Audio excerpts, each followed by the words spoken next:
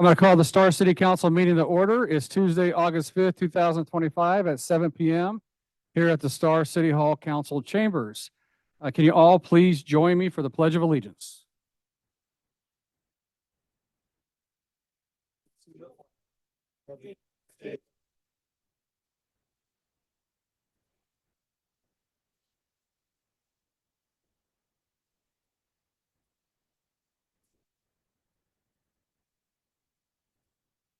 Thank you. Tonight's invocations by Mr. Jeff Wood, the Ada County Sheriff Chaplain.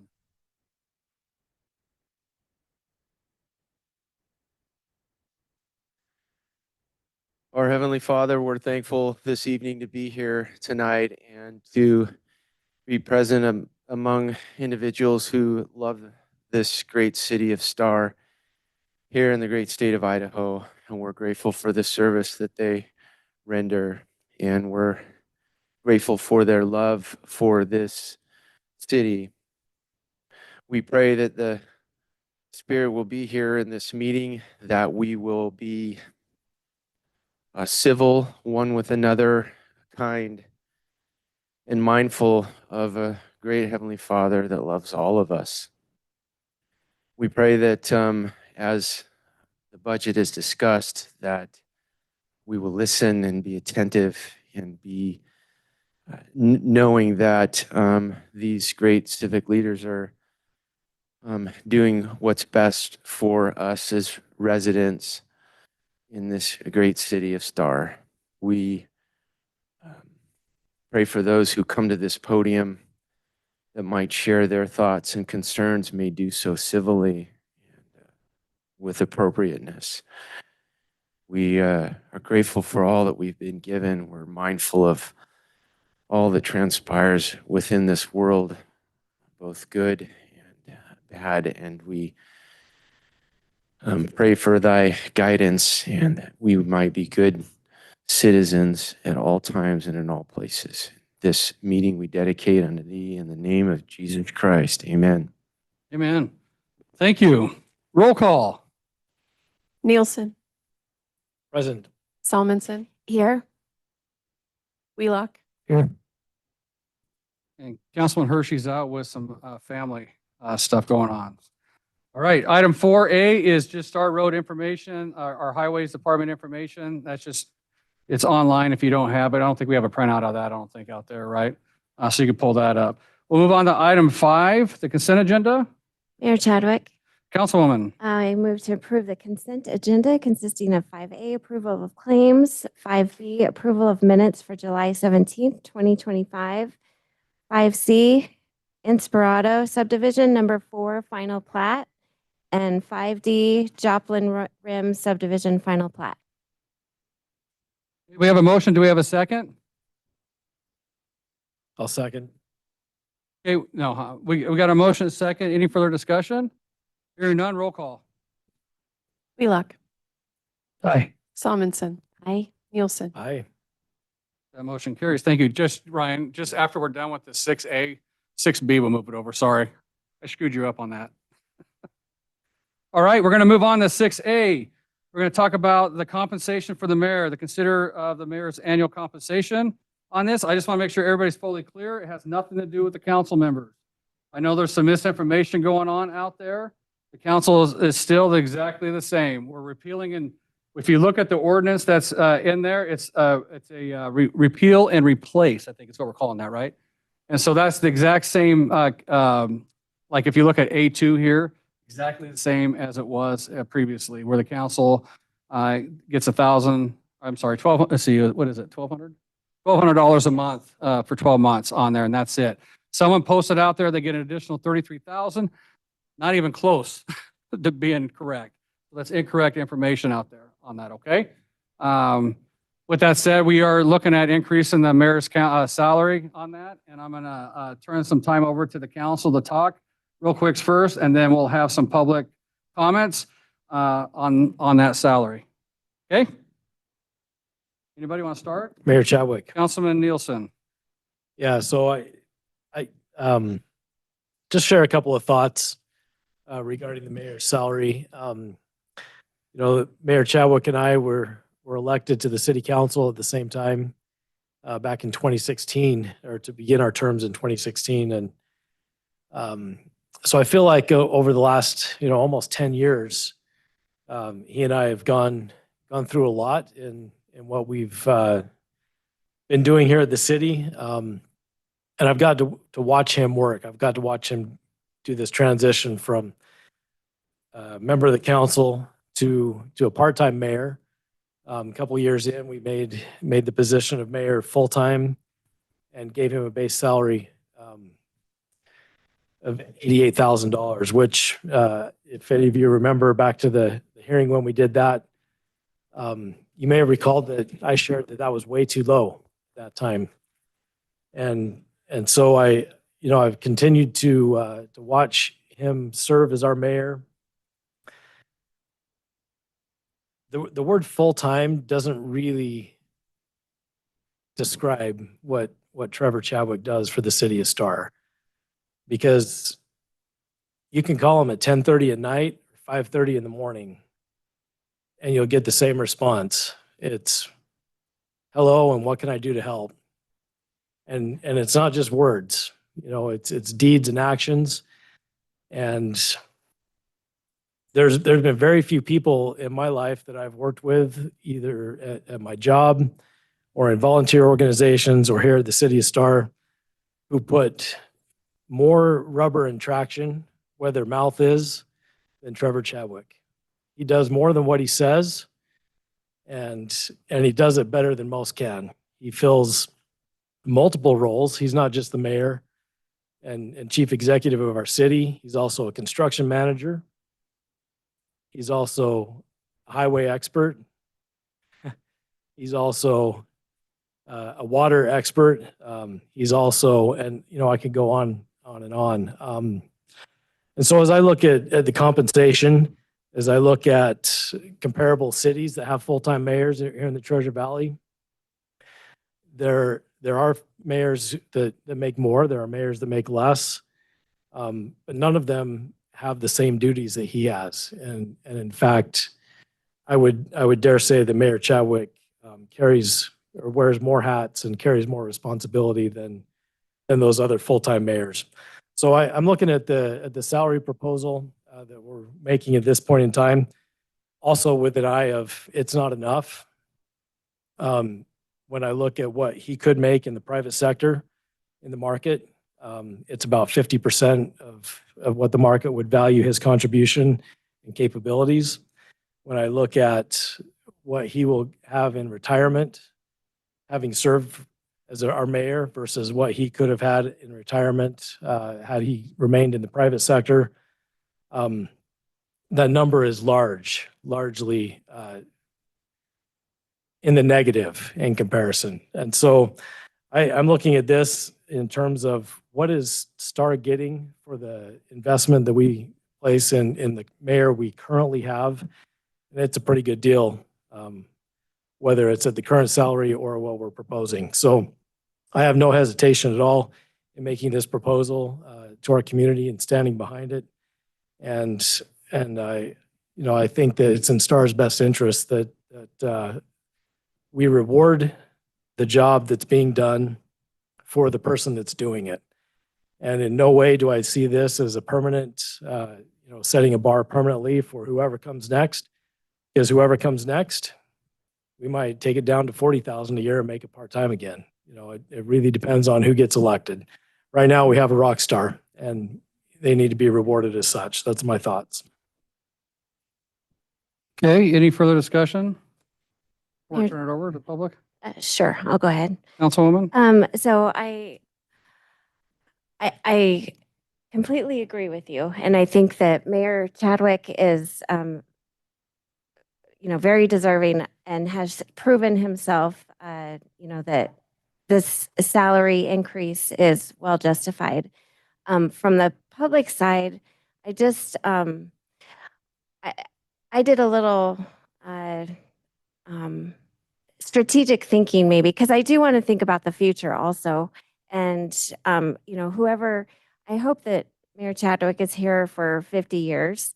But when he does leave, like it is, I'd be 105. I don't want that. well, I don't know, the health stuff changes all the time, so that you might All live right. that long. But anyway, it's always difficult to change a salary. Whoever's comes in next is going to be, a lot this as well. So I just want to explain how I came to a number, and it is very close to what is proposed here tonight. But so when we made him full time, I believe the salary was 85,000, and that was in 2022, and took it from part time to the full time, and then so 85,000, and he has not had an increase since then. And cost of living, we give our police at least like 3% every year. We give our employees, the mayor, gives the employees like 3% every year as well. So in my opinion, it seems like he should at minimum get 3%, just basically. So if we were to go back to 2022 and take that 3% over the last, 3 or 4 years, add it every year, this year he would have been making 92,882. So if I take that number to begin with, and because for just that cost of living increase, and then apply a one-time salary increase, because he has shown his job performance and his duties that he goes above and beyond what a lot of mayors here in Idaho do. And I would say that I think Mayor Chadwick is probably the top performing mayor in our state. So anyways, I think, when you talk about just percentages of a wage increase, it's really hard for public to hear 40% increase. And so for me, you take that cost of living increase over the 4 years and then add a 25% increase, and that got me to 116,000. And that's a number that I emailed out and recommended, and it's very close to what is proposed here tonight, and so therefore, I'm going to agree to it as well, the 120. So I just wanted to explain myself how I got to, approving it. So thank you. Okay. You want to comment? I would feel like I probably should put in my 2 cents worth. Not being on the council when you were originally put in as mayor and the salary that was to it. As a citizen, I felt like it was under your net worth or to the city then. I've learned that I was right the first time, in my opinion. I've don't have as much spreadsheet knowledge and things as Kevin and Jennifer. They both have put way more effort into what number they thought was right, high, low, and there were some pretty high numbers that I thought were too high, and Jennifer is conservative and in my opinion at 116 still too low. I would be grateful if we could have him at the 120, and recognizing that if your future mayor comes in and is not performing at this rate, then that's adjustable. I'm a performance. I was looking and asking about, can we have it be a bonus that the council's able to give the mayor? That's not a legal term. Can't do that. Apparently there's no performance in government. We can't do that. So, because I think our city would lose way more money if we lost the mayor than we're gaining by incentivizing him to stay. He currently is serving on the chairman of the Treasure Valley Partnership, the Legislative Council for the Association of Idaho Cities. He's the past chairman of Compass.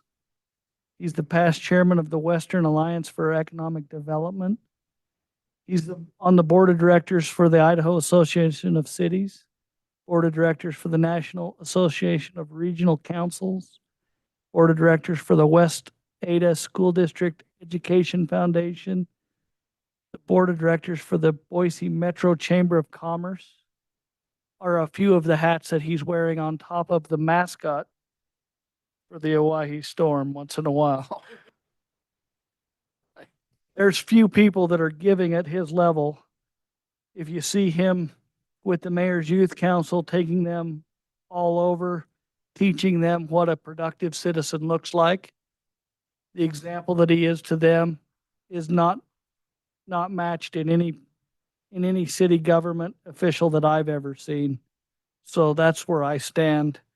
And I would think even at 120, we might be shorting it, but still responsible for the citizens. Okay, you have the sheet.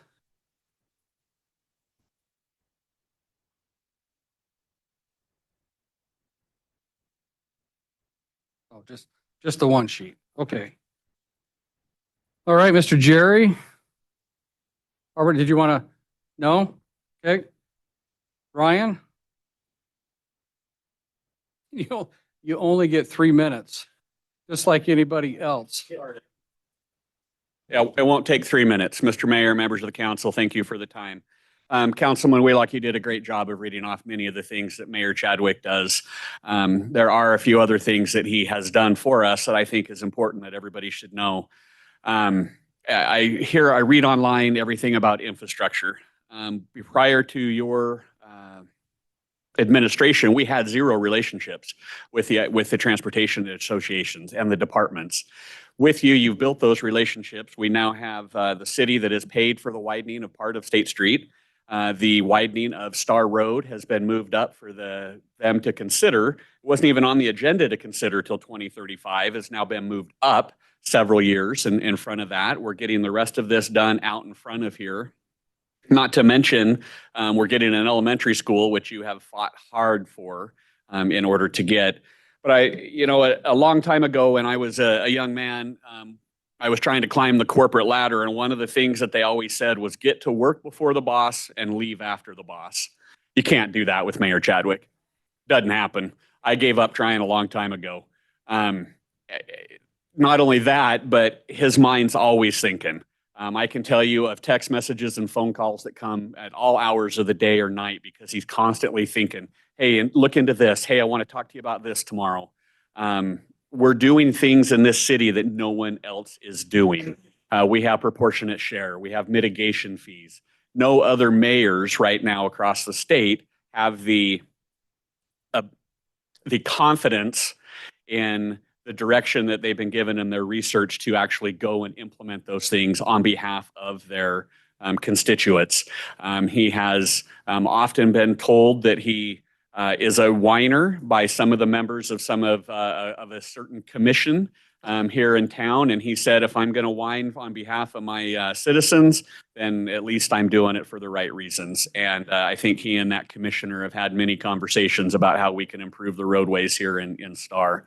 So I too believe, Councilman Wheelock, that 120 is not enough. Councilman Nielsen, you hit it right on the head. If we input what he could make in the private sector, plus the amount of retirement that he is giving up and the amount of savings over the course of having a budget that is commensurate with public service, I think that $120,000 is one heck of a deal for the citizens of Star.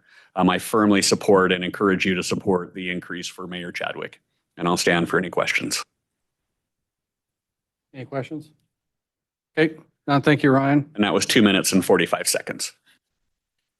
Sean, Nickel.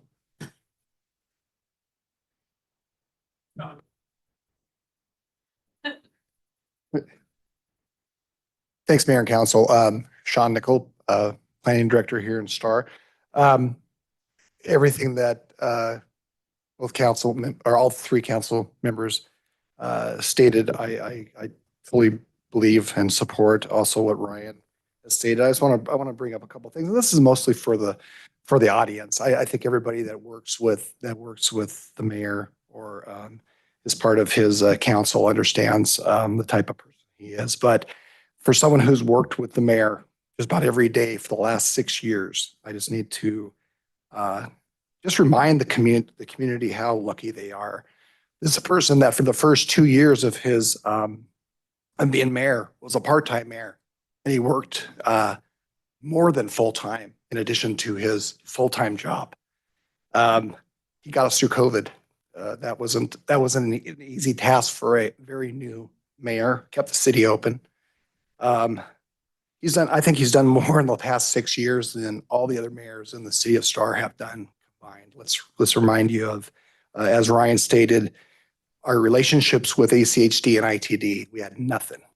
We were being neglected by those agencies, which is why we're playing catch up right now. The mayors, as Ryan said, we got Star Road moved up. We've got part of State Street widened. We're working to get the rest of it widened. We've collected $3.5 million in proportionate shares from all the developers in this city since he started that program. That's money that would have been just gone if he hadn't established that. Look at the River House. Look what he's done for Hunters Creek, for Blake's Park, the dog park, the water park, the cornhole, the pickleball courts. Those are all things that he got going with the park impact fees that we've been taking from all the every building permit. Park impact fees just sat there. The River House sat there. Once he got in, he got it refurbished. He got it going. He made it a great community place for the community to go. He's basically 3 jobs in one. He's the mayor, he's a manager, he's an administrator. Anyone who's spent time with him understands his value to the city. And I do feel bad, Jennifer, for whoever does finally replace him, because they've got big shoes to fill. Now I'm going to go back to my city of Eagle, where I've had how many mayors in the last 10 or 15 years. The community should be proud that they have Mayor Chadwick, and hopefully he gets the compensation he deserves. Thank you. Anybody else want to speak? They didn't sign up. Yeah, go ahead. Just state your name and address, please, for the record. Won't be as eloquent as these gentlemen, but Dan Pachuto is my name. Address is 10307 West Aquilia Street. Moved to Star about, 4.5 years ago, and had some issues. Sat down with Mayor Chadwick, and he gave me his word he was going to do something. And me being, it's tough to earn my respect, but he did exactly what he said he was going to do. He fulfilled that promise. So it was a step, notch in the belt, earn some respect. For me, probably one of the biggest things that I saw him to do was Tobin Bolter, one of our sheriff's deputies that passed, we had a candlelight vigil. And the mayor's father passed away hours before the candlelight vigil. He showed up. He showed up for the city of Star. So he earned my respect. I see him at every activity that's going on. I work in construction.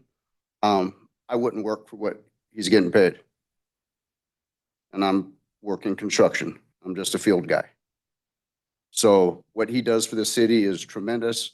And I'm very proud to call him my mayor. And what he does is it's fantastic. So thank you. Thank you. All right, anybody else want to speak? Did you want to speak? Okay, just state your name and address, please, for the record. Well, you got to do it at the microphone though, so it's recorded. Kathy Freeman, 10519 West Vega Court. Yes, council and mayor. Mayor has always been available for me as well. I appreciate. And I don't have a problem with the proposed salary. As an educator, I wonder, Mr. Wheelock's concern about future people taking the position and stepping into a salary that perhaps they haven't yet earned. And in the education field, we have a salary schedule for new people based on experience and education. Just thought I'd mention that. I don't know if there's any way to arrange something like that for the future, whenever. When you say education, what do you mean? To have a certain education? Is that what you're saying? Or? Well, that's how in the education field, our salary schedule is based Oh, I got you. upon Okay, I understand now. on number of years plus education, so which may or may not necessarily fit exactly with the mayoral. It might just be based upon experience. Just a word on that. Thank you. Thank you. Interesting. Thank you. Anybody, any other comments or anything? Mayor Chadwick, Councilman Nielsen? just to respond to your thoughts here real quick. I don't think that we can put together a schedule like that by, the way that the law reads. We have to declare what that compensation is. And let's say Mayor Chadwick chooses not to run, or somebody runs against him and you guys vote somebody else in. Whatever salary we set here tonight would be the salary that new person would get for a minimum of 2 years. That's just the way the cycle goes. In that 2 years, we'd be able to see what performance they had. And then whoever's on the council would then have an opportunity to adjust based on performance. I hope that they would. First of all, I hope that this community would not elect a mayor who does not have experience in administration, in execution of projects, in leading people, managing people. Mayor Chadwick comes with 2 master's degrees. One of them is in human resources. And, that is incredibly valuable. It's been incredibly valuable in this city in terms of personnel and building teams, organizing things to happen and to get done. And so we really, if we like what we see in the city of Star and the things that are happening, and we need to, set an expectation, a baseline expectation of our leaders, whoever they are, that they come with the capability to do the job, not just somebody who's looking for a salary. Although, to this other gentleman's point, he wouldn't work for $120,000 a year. There's not very many people in the city of Star, especially if you're a single income household, that could afford to live here on $120,000 a year. It's my firm belief that we ought to pay a livable wage to our city's executive. Hey, Kevin, you shorted him a master's degree. It's a three player. A 3-player? Oh, I apologize. I got 3. Don't know why, but I got 3. See, it's just another area I can't keep up with you in. All right. Thank you. Any further comments from anybody before we move on? Okay, hearing none, we're going to close the public testimony part of that and move on to a council motion and discussion. And this is just, we're not approving the ordinance right now. You're just approving the amount, and then the ordinance will come later on the agenda. Mayor Chadwick, Councilwoman? I will move to approve the new mayor's compensation of $120,000 effective January 1, 2027. Okay, we have a motion. Do we have a second? I'll second. We have a motion and a second. Any further discussion? Do we? Oh, you were off on your date. Sorry, Oh, we got not 27. sorry. I was like, wait a minute, that was like. It's been a rough year. Sorry, I saw there's 27 down there and I just went for 2026. I amend my motion to say 2026, January 1. Okay, And I second the amended motion. all right. We got a motion and a second. Any further discussion? Just thinking he almost got a couple $100,000 raise there for a minute. 2027. Anyway. No, we're good. All right, hearing none, roll call. Wheelock, Yes. Solomon, Yeah, I, Nielsen, Excuse me. Okay, that motion carries. Thank you. All right, we're going to move on to the budget thing. The budget discussion tonight. I don't know where that came from. Was this 3 degrees? Must like 3 degrees on there. I'm going to go up here and speak. I'm not sure how long it's going to take. And if you guys want to speak to the budget, I have my sign up sheet up here. Ryan, do you want to hold on that back there for a minute? In case somebody wants to sign up.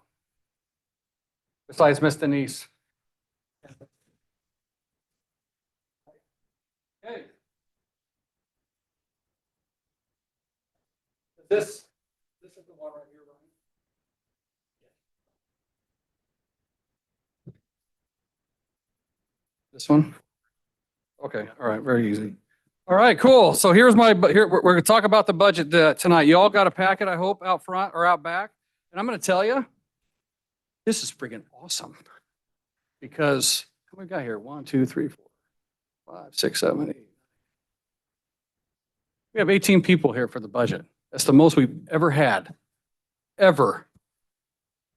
Other districts would be, I'm telling you, this is good. So if it's a salary discussion that brings people in, then we're going to do that every year. Because other jurisdictions do not get anybody showing up to the budgets, which is very baffling. Because I'm going to show you that here in just a little bit on why. last year we had 1. No, we had 2. We had Miss Denise, I think, and Teresa. You were not here last year? Oh, okay, yeah, maybe we had 1. I think just you, maybe? Were you here last year? Oh, No, Okay. it was. it was just 1. And they weren't even here for the budget.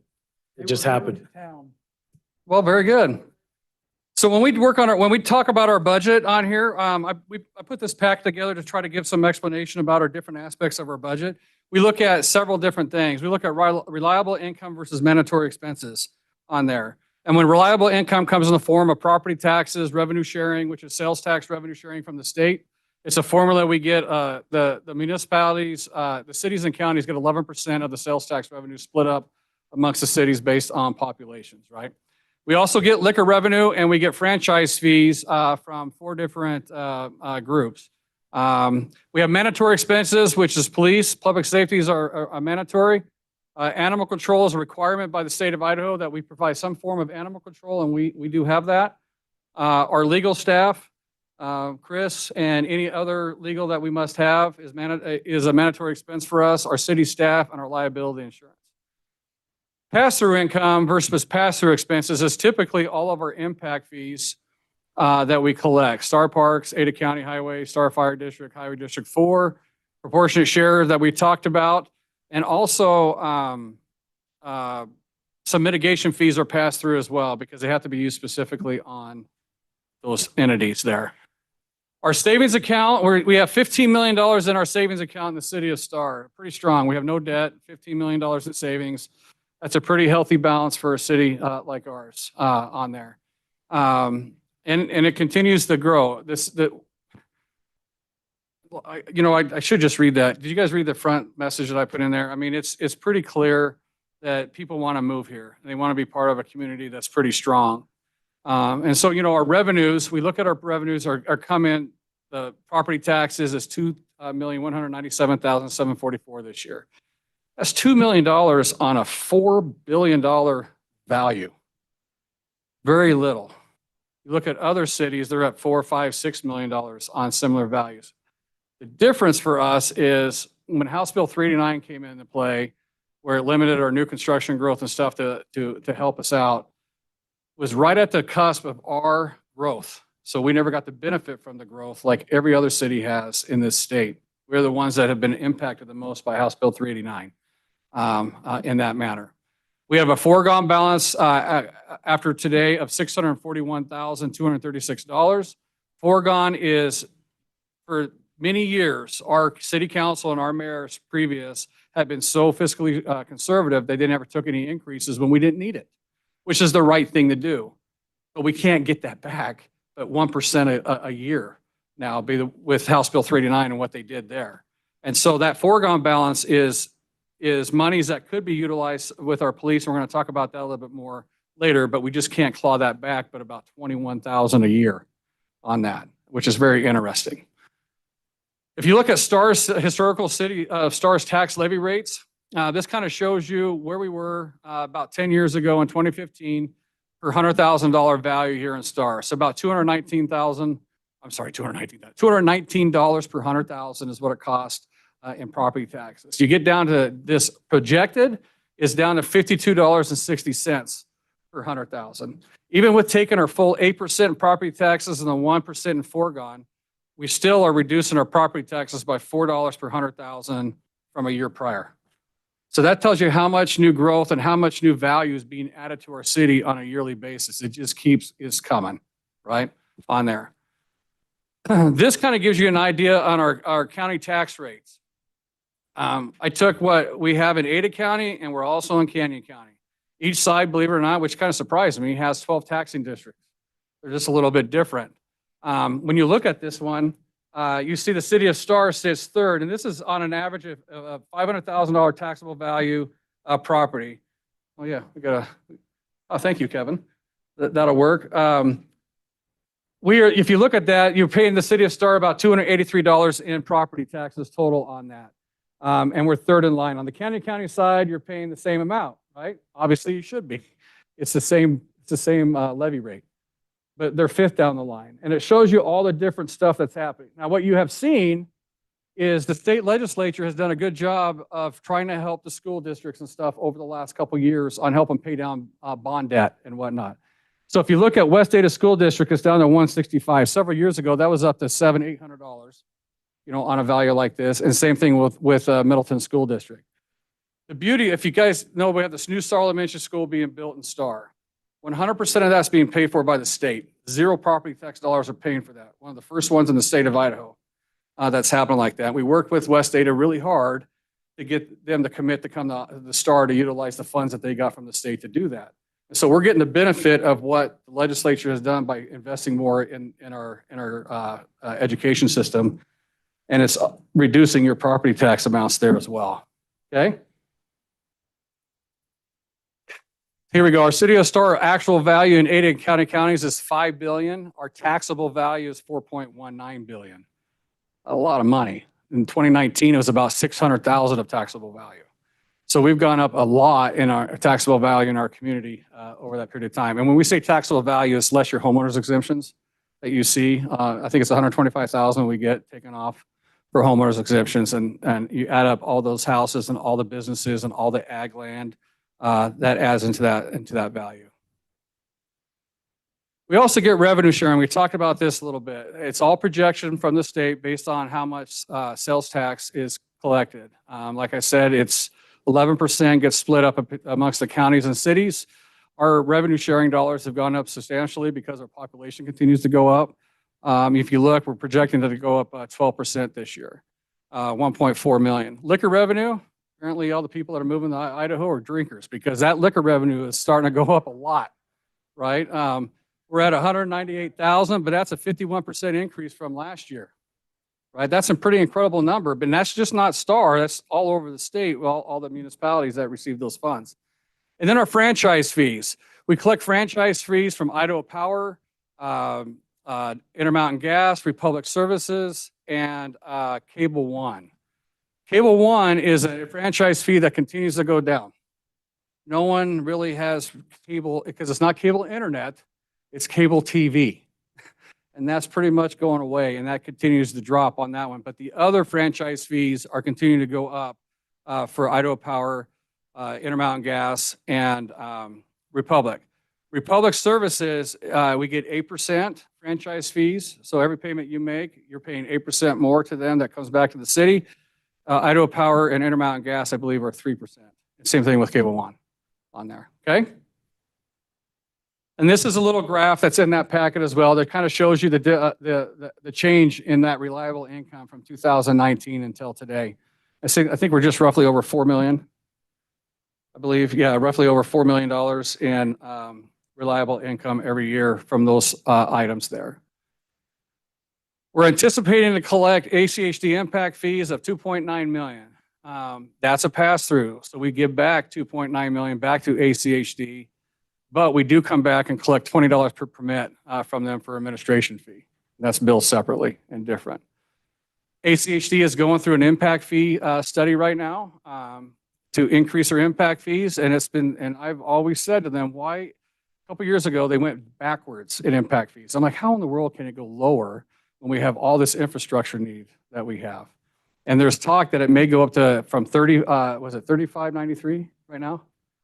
34.93 right now to about $7,000 for an impact fee for residential units, almost double on that. So that number is most likely going to change this next year. That doesn't happen until October when they approve that. Star Park impact fees, same thing. We're figuring on 1,000 permits. In the past, I learned, so I still learn, believe it or not. We used to budget off of 500 or 600 permits, and that wasn't reality because we always had more expenses because of that. Now we're budgeting off 1,000, which is the more realistic what's happened in the last couple of years. We've been right over 1,000 permits each year for the last couple of years. So Star Park impact fees, we get $2,050 per fee right now. And that is probably going to go up. We're going through an impact fee study right now as a city. For our parks, we're also looking at adding a police impact fee.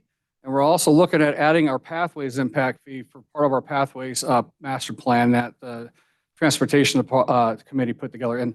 And we have committee members in here, which is awesome about that, right? Additionally, we have Ada County that's adding impact fees. The county themselves, they're adding impact fees for the jail, for the coroner's office, and the sheriff's office.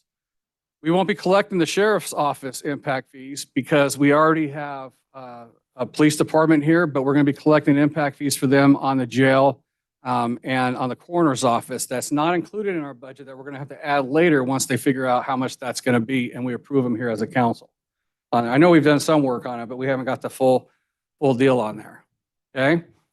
Star Fire, we collect their impact fees. It's $2,152. And remember, folks, impact fees can only pay for equipment of the new equipment and the new buildings for that are the equipment. It pays for the new buildings and the equipment for that facility. That's all it can pay for, right? It can't pay for right now for replacement stuff. So if a fire truck breaks down, impact fees can't pay for that. It has to come out of their general fund. That's the way the state statute is written. So we're working with the legislature to try to change some of that we could get replacement equipment included with impact fees so it doesn't have to come out of the general funds and impact the personnel aspects of stuff, right? So those are things that are happening. Then we have Highway District 4. That's all in the Canyon County side here in Star that we're going to collect probably, I can't remember what the dollar amount is for them. I think it was 150 total impact fees we're anticipating to collect. For those guys there, and 850 for the Ada County site for ACHD instead of 1,000. Okay. And then you'll see us come back and do an add to our budget once we figure out what those other impact fees, because we'll be collecting revenue and we'll have expenses when we're passing it back through. Then we have the ITD approved proportionate share. That's something that we put in place in April 2020. We're the only city in the state of Idaho that's doing this. It's the craziest thing in the world to me that I don't know why nobody else is doing this. This fund we are allowed to use this fund for state highway improvements within the city limits of Star that are unfunded. And so when we built that widening out there in front of Albertsons, that was an unfunded project at that time. Okay. Now RITD has all the funds together to fund this widening in between Star Road and Highway 16. They're doing the overpass at 16 and 44, and then they're going to widen the Highway 16 all the way to Beacon Light. And if you look on the agenda, every month, thank you to Mr. Jerry Arbiter back there, I'm making the suggestion that we're going to provide that little detail on the projects from the transportation departments on that. And it kind of shows you the timelines on that. I believe 2027. You know, ACHD or ITD wasn't going to widen this section here in Star until 2029, and I fought with them and pushed on them a little bit. And when I was the chairman of Compass, that helped too, because we pushed on them and they moved it up to 2027. So we got 2 years earlier on that. Okay. The widening is going to take, I think there's bets on our staff on how long it's going to take them to do the Highway 1644 interchange. You know, they have it slated for 2.5 years. I think I got staff members that are betting it's going to take them 3 years to get it done, right? Knowing some of those projects on there. And then the widening up to Beacon Light on Highway 16 is going to happen in 2027. Okay. So any other highway improvements, we can utilize these funds that we're collecting. So we have right now committed $7.9 million committed to this fund. When I say committed, every single project that's built in Star has to pay $1,000 for every house that's new in that project to this fund. And it gets paid at the time of final plat. So not the time of building permit like impact fees. If they come in with 300 homes, right? That's 300 homes times 1,000 that they have to give us a check before we sign the final plat for that. And then we bank it in the bank, and then we can utilize it for projects on our state highways here in the city limits of Star. So that's a great thing, I think, that we have. And this just kind of shows you all the projects we have. The yellow is where we've collected either all of it or part of it, and the white is those projects haven't started yet for that, or they have started, they just haven't submitted for the final plat yet. What's that? And in our impact area, yeah, yep, okay. Then we have building and land use fees. These fees are building permit fees and building plan review fees. Miss Denise over here, she comes all the time. She talked to me several years ago about bringing in our building official, right? And we got that done finally and hired that in-house instead of contracting that out. When we were contracting that out, we were giving away 60% of what we were collecting on that. And we were able to bring in 2 building officials, or a building official and inspector, and they're both inspectors, and do all the same work and retain all that funds in-house. So that you're going to realize us get about $2,550,000 based on 1,000 permits coming in on average. And that all depends on the size of the houses and stuff like that in there. We also have the building plan review fee. This is a fee that we discovered about 3 years ago. I couldn't figure out, this one really frustrated me because the BCA will not tell me, because I asked them, what is other cities doing? Because we needed more funds, right, to do stuff. What are other cities doing? And they wouldn't tell me. And so I researched the snot out of this thing, and I figured out that we have not ever been doing this plan review fee that is allowed by the national, what is that called, Ryan? The national, that we get that plan review table from, that tells us the dollar amounts. Oh yeah, International Building Code. I don't know why I couldn't get that on my head. International Building Code tells us the amounts we can charge and stuff. So we realized that an additional $1.7 million here in the city of Star with those building plan review fees. We also have electrical permit fees, plumbing fees, and mechanical permit fees. And those are pass-throughs also. We give 60% of those back to those contractors that do those 3 things. We're not going to bring those in-house. We're going to continue with those as contracts. Then we also have reinspection fees. Obviously, we have quite a few reinspections. We have commercial permit fees and commercial plan review fees. That's what we're anticipating to collect on those. And then when we're talking land use fees, that's when somebody comes in and annexes into the city of Star, asks for a zone, asks for a variance, whatever, right? Development agreement fees. Those are those fees right there that we collect. And we're only allowed on those fees to collect what our actual costs are to process that. The state does not allow us to make extra monies on those things, okay? So that's why that number is lower. And then we have a bonding. We're going to change our bonding a little bit. We used to see it where we put 200,000 in there, and that varies.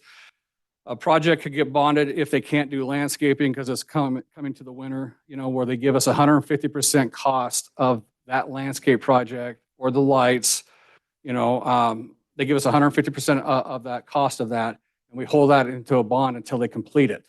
Because if they don't complete it, or if that development goes Tango Uniform, goes, you know, bad, then we will take that bond and exercise it and go do the project ourselves and make sure that that doesn't sit there and blight, you know, on there. But we're going to move this to a liability trust account per the suggestion of Ms. Shelley, our city clerk. If you guys don't know Shelley, our city clerk right over there, Shelley is the former county clerk for Jim County for almost 20 years. So she has a ton of knowledge in budget stuff and this information and stuff. So she's helped make some big changes in this, which I think is great. So thank you on there. Okay.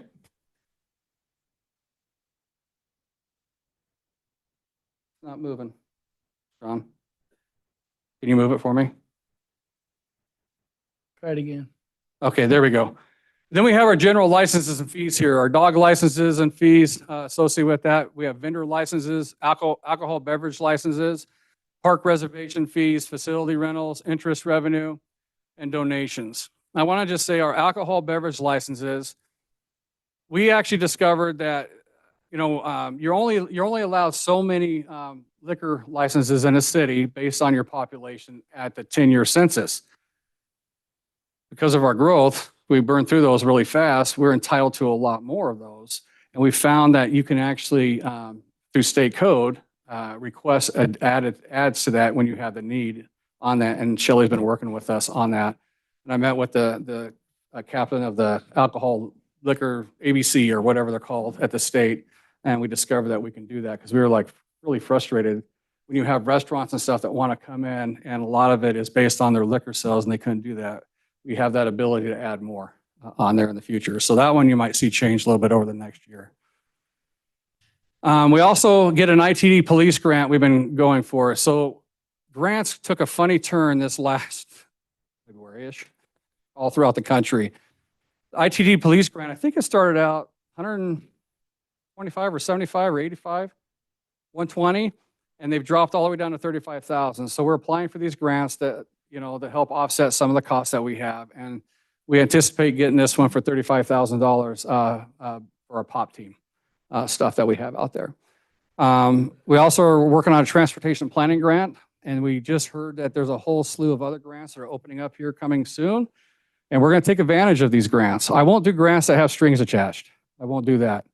But grants that are going to benefit us as a community with no strings attached, we're going to go after, and you'll probably see this section on here get adjusted throughout the year as we apply and are awarded those different grants. Our hometown celebration, that is money that we're raising for our celebration. Dana was like, 145,000 you're going to raise? I said, yeah, because I've been talking to businesses. We're going to have a big party this next year for our 250th birthday in the city of Star. Right. And so we're trying to raise a lot of those funds. And I got a lot of corporations, businesses, they like what we do out here that are interested in helping out with that. So we'll raise some money there. And then we have just miscellaneous events that we'll raise some money for as well. Like a fishing rodeo, the Easter egg extravaganza. We raise different funds for those different items as well. Our sports and recreation programming fees, we have a pretty robust sports program here and a pretty robust recreation program here. Poor Annie and Ryan I think it was last Friday, finally, these kids are going back to school and they actually could come up for air because I think they had 1,800 kids or something going through these programs this summer for all the camps and classes. And now we're ramping up with all the sports here in the fall that are going on. Those are the kind of fees that we'll see. And we keep our keep our prices down pretty low so it's affordable to families.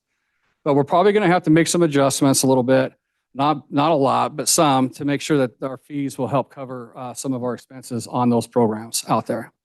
We also do get some very good angel donors that like what we're doing with these programs and throw money at it for us as well. And so we're anticipating to get about $30,000 in donations for that. And Ryan and his team opened up at Freedom Park our little rental program down there where we're renting paddle boards and life jackets and snacks and things like that. This was the first year of it, but I'm going to be honest with you, Swimmer's Itch was the best thing in the world. It helped us slow that bad boy down a little bit because it was chaotic down there. And it pulled people out and let us catch a breath a little bit on that. So I anticipate this next year that it's probably going to be ramped up pretty good on that, and we'll see pretty good income coming out of that. And we have kids, we hire high school kids to work at that throughout the summer. A lot of it's their first time jobs, and so they learn a lot of life lessons on there. And it doesn't work for every kid, just like any other job doesn't work for every kid, right? But we had a lot of kids out there working, which is great. We also receive money from court fines. This is all from Ada County. We haven't seen anything from Canyon County yet because we haven't had any court cases and a lot of tickets and things like that going on the Canyon County side as of yet. As the growth happens out there, you'll start seeing that. There's very few houses and stuff out on that side. So, and the miscellaneous revenue is just revenue that we just don't know where it's going to fit necessarily. So we put it in miscellaneous and we try to figure out a category.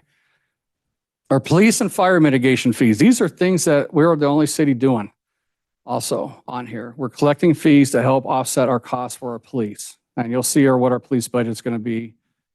Our goal here is to have 100% of our property, which we do. I mean, we don't have enough property tax that pays for our police. But all your money that you pay for property tax is going to, for the city of Star will always as long as I'm here and these guys are here, will always pay for your public safety. It shouldn't, in my opinion, I'm trying to get the entire state to change the way they think. All the different cities and counties, put your property taxes right into public safety and make sure your public safety stays whole. Because right now, property taxes is really, if the economy goes bad, obviously you're gonna have people that don't pay their property tax, but that's one of the most guaranteed sources of income. And the one thing that we always got to keep whole is our police, because when the economy goes to crap, that's when people get more criminal. And that's where we need to make certain that we keep people safe that way. We can reduce my salary, these guys' salaries, all that kind of stuff if we have to, reduce staff, but I can't reduce those guys, right? So we put police mitigation fees in place, and this is something we work with the BCA on to find a solution, because we didn't get to capture all that growth, new construction growth like other cities have. This is a one-time fee that's helping us. It's not a permanent solution. It's a temporary solution. A permanent solution is something that I'm working on with the state, with the speaker and the Republican leadership on doing a public safety improvement district, where we could have new growth pay for the additional officers, the additional firefighters, and the additional EMS that's required from that growth. And they're all on board with that. So we're just working out the details and hope to God we have that in the legislature this year, which will help everybody in the state of Idaho, not just the city of Star, on that. And then that way, the folks that are coming into the community is paying for that growth, okay, on there. We also have passports upstairs. Pretty busy department up there in the clerk's office, man. We do a lot of passport issuances up there. That's the money that we get to collect off of that, and the passport pictures that we do. We try not to compete with on the picture side, right? You know, we have Starship and Print here that does pictures and stuff, so we don't set our fees that's going to undercut those guys. That's part of their business. If they want to get the pictures there, who cares? Go get your picture there, bring it in. But we're the ones that have to process the passport. But we offer that service upstairs in case people don't have their pictures, you know, things like that. So our total projected revenue for the year is $26,559,539. And I just want to remind everybody, only 8.3% of that comes from property tax. The rest of that's from all these other fees and things like that that come into the city. So 2.1 million, very little, okay? On the expense side, here's our law enforcement. Our law enforcement contract right here is going to be 4.2 million this year. We're investing in our public safety. Our goal, we have several goals, several metrics in our comprehensive plan that we try to achieve. 1 to 1,000 for officers, commissioned officers, 1 officer to 1,000, which is well below the national average. I think it's 2.7 commissioned officers per 1,000. But we feel that the 1 to 1,000 works for us, and they can keep up with that for now, right, on there. We're also adding a school resource officer. The split time between Star Elementary School and the new, I'm just gonna let the cat out of the bag. The new elementary school's name is gonna be Independence Elementary over there. Just so everybody's aware, if you were voting on it, thank you. We're trying to get that, so it's fitting, it's our 250th birthday. So it'll be Independence Elementary School. So Independence Elementary School and Star Elementary School will share this SRO. I'm working with West Ada School District and the Sheriff's Office to try to split that 3 ways. But I want to make sure that that was in place initially. So we may see some cost savings on that if we can get that done. And they're all interested in it. It's just a matter of how do we get that worked out on there. So that two patrol deputies and 1 SRO, because they're all commissioned officers, will put us right at like 1.02 officers per 1,000 with our current population of 22,340, I think, is what we have in the city of Star. Every April, Compass provides us with a new population number. When you have 1,000 new residential units going in every year, it's about 2.94 people per house, what usually comes into the city of Star. That's what they anticipate. You can kind of see the kind of growth pattern that we have to follow with that. Our animal control expenses, this is with the Idaho Humane Society, it's $86,000. And it's an easy, I mean, we make a phone call to them, they come out, the officers will help them if we need to. Oh, let me go back to law enforcement. We also have a code enforcement officer in that law enforcement side now. And that code enforcement officer, Cameron, has done a great job with a lot of the stuff that we're dealing with. You know, there's some backlogs of things. It's great. And, you know, I mean, he could help out with some of this if we need to, if the animal control is not here or whatnot. But ultimately, it's going to be the Idaho Humane Society that sends their trucks and their people and stuff like that out here on that. The mayor and city council expenses, the city clerk expenses, Planning and Zoning Department, Sports and Recreation Department, Building and Grounds Department, and contract employees and added insurance. Those are your costs there. That mayor and council expense anticipated the 120,000. If that would have adjusted tonight down, we would have adjusted that down. We are going to add in the Sports and Recreation Department a couple staff in there to help with some of the programming. And then in the Buildings and Grounds, we are actually going to add true seasonal people. 6 of them starting in April, I think. April 1st, they're going through October. And they're just going to be here during that time frame. Bob's team has worked their tail off with the number of parks and facilities that have been added. And it's a drain on those guys. So if you ever see our parks guys out there working, just thank them. That goes a long ways, man, because those guys, especially a couple weeks ago when we had that big windstorm, that just threw a big egg and everything on that night when we lost 31 trees, the big tree out here out front, you know, and whatnot. They had to cut all that up. They had to patrol down along the river to make sure we didn't have any widow makers and all that kind of stuff and cut those things out, you know. So thank them for me if you see them, because they do a great job for our community. We have the City of Star organizational chart, kind of shows you everything that we got going on here. I just got this one updated, so I'll give it to Dana so she can put it on the website somewhere again on there. Expenses, we also have legal expenses. The Ada County Prosecutor Office prosecutes our felonies at no cost. The misdemeanors we have to pay, or every city has to pay for that here. Canyon County Prosecutor, the same thing. Again, we budgeted a little bit of money for Canyon County. We've never seen anything from them on that. So we don't have to worry about that quite yet. Our city attorney expense and additional legal. We do have lawsuits. As you're a government entity, you're bound to have lawsuits from different folks all the time. So we need to have additional legal expense to help cover that. Currently, we have 3 different lawsuits that are going on in the city that we're trying to cover. Okay. And then our ICRIMP, which is our liability insurance and stuff for our different properties and our buildings and stuff right here. That's through the state of Idaho, or not through the state of Idaho. It's a separate entity, but many of the municipalities and stuff in the state of Idaho participate in ICRIMP for the insurance coverage. Our parks development, this is what we're working on this year. We have some concrete repair. I don't know if you walked out there at Freedom Park. We have some cracks that we got to get fixed. So we're going to do some concrete repair out there. We're still working on that Roselands Park up there. We do have a committee of 7, I think, right, Judy? I think it's 7 folks up there that are helping design that park on that 7 acres. That's right in front of Roselands. That's property that's owned by the school district, and I got a 50-year lease from the school district for $1 a year because it doesn't fit their footprint, right? And so we're going to build a park, and the goal is to be able to purchase that land from the school district and keep that as a city park forever up there. And then we have the River House Complex, our rec event center. It's $4.5 million. Craziest thing to me in the world is there was more discussion and argument about $40,000 on my salary versus a $4.5 million event center online, which that's very interesting. But this center is going to go down. Last year we budgeted to have it designed. It's a 10,000 square foot facility that's going down by the River House. And it's right now building prices are north of $400 a square foot on there. It's going to be an event center that we're going to have. We'll have city council meetings that we have to in there. State of the city events, public events. Our sports and programming will be utilizing those facilities down there with that. Councilman Wheelock, myself, Dana, Ryan Morgan, with our development or with our design team designed it. It's going to look like a barn down there at the River House to kind of keep up with the old rustic feel here. And it's going to be a wonderful addition. To go along with that, we had the opportunity to buy 2.4 acres north of the River House a month ago, and we did. So we purchased another 2.4 acres that's going to add 165 parking stalls down there to that area down there.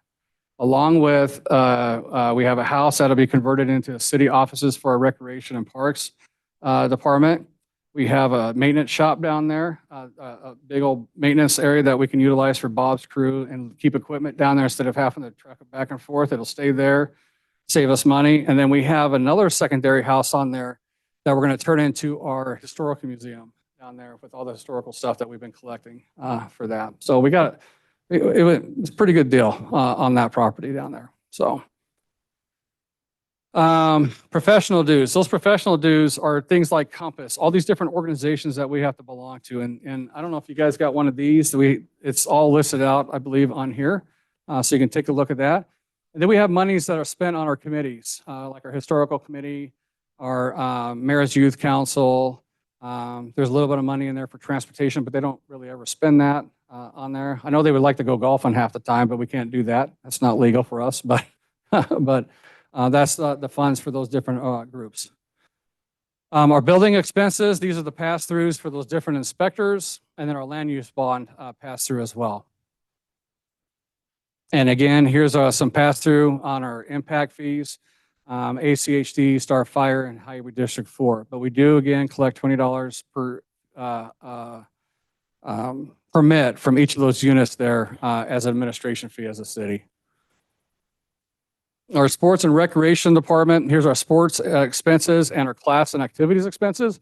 If you look at the overall cost, it's about a $65,000 difference, or $60,000 difference, I think. Was it $60,000 difference, more expenses than cost. It's because we have to buy a bunch of goals and stuff for our new park at Boot Hill, for the soccer fields and stuff for this next year. So we have a one-time expense that we have to spend on that, and then it'll be back in order. We have a downtown revitalization plan and parking plan. We already have this under contract in 2 weeks, August 21st. Is that when it is? August 21st, we have an open house down at the River House from 2 to 8 p.m. Please come and be part of that. It's to help decide what we want our downtown core to look like and design that and create. We have a revitalization plan from 2011. When is it? August 21st on yeah. We have a plan from 2011. I think, Teresa, you're part of that plan, right? Is that what you said originally? We have to update it. We have to update it to today's world, right? On what we're dealing with and all the different folks that are in here. So I want as many people in there as they can to provide input on this plan, because it's our plan. It's not city council's plan and my plan, it's the city's plan. And so when we get that plan in place, we know how these buildings and stuff and this area is going to develop. Wait, just hold up, write that question down and just ask me up here on that at that time. Yeah. Okay. And so this $50,000 is the remainder of the $100,000 that we had for that plan, because it's going to be coming in in the next fiscal year on there. Okay. Our buildings and grounds, these are the costs to deal with all of our buildings and grounds, and that's all broken down on here as well in these long papers right here for you. Okay. All from equipment, repair. We do have vandalism we deal with quite often that we have to fix, especially down by the river, and different things like that. Capital expenses on our equipment, it's $107,000. That's because we need to buy a couple more vehicles for our city to utilize, and we're doing a science trailer for our recreation department. When they have these STEM programs and things like that, we're going to have our own trailer that can travel to these different places for the program on that. And then general buildings at $65,000 is going to help us do some of the little remodel stuff that we were talking about down there at the River House for the city offices and for the historical deal over there. Okay. So where's Hershey? Because this is less than an hour. He'd be so happy on this. Yeah. Star has been and remains conservative. Star has zero debt, no bonds. We have a healthy balance of savings in case of a recession. Police is being paid for with our property taxes and police mitigation fees. And only 8.3% of our revenue is generated from property tax. And again, I want to just encourage everybody. We are a small 12% of your property tax, your overall property tax. You need to get involved with every taxing district, not just City of Star, but every one of them, because they all impact your total property tax. Our parks construction is paid for with impact fees, not taxes. Police and fire mitigation fees help with public safety. And our goal has always been that growth will help pay for growth. And I think we do that pretty well in our city. We do have, so when I talk about these mitigation fees, believe it or not, I do have cities asking about it, but they're always questioning it. We built it in our development agreement. It's part of the agreement with our project. So there's really no question about it. Put it in your agreement, right? I mean, the development agreement's a powerful tool. You get a lot of stuff done with it, right? On there. So I'm going to go sit down up here and then have you guys come and ask questions. Okay? So Ryan, going to put this up here, and I saw Denise's name on there, so you're going to go first, Miss Denise. Yeah, so let me get off of here.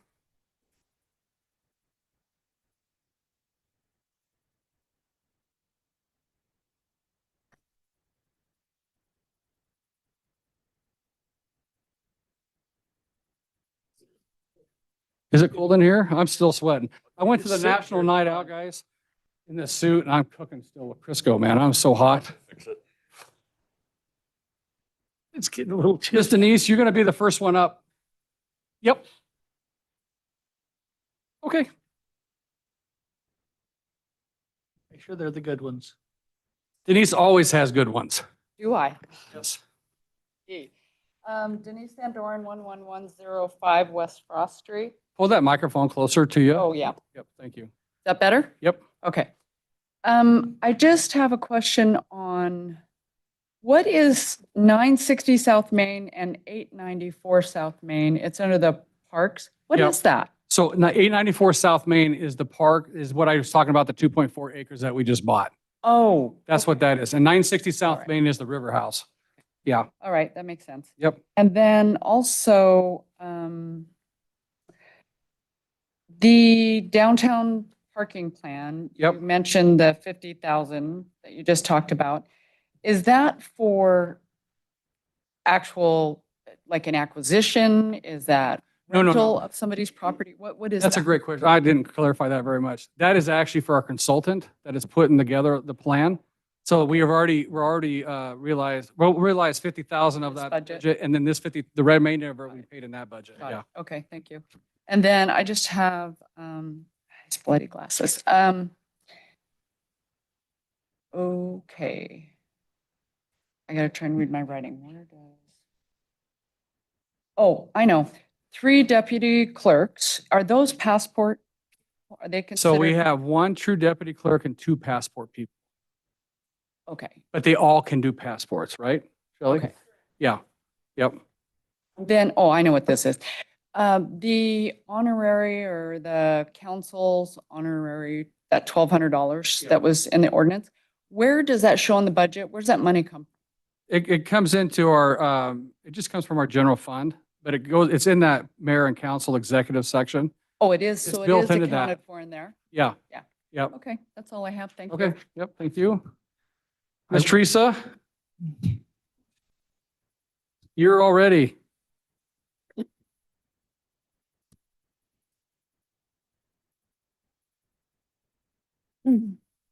Teresa Tinsley, 10459 West Achillia.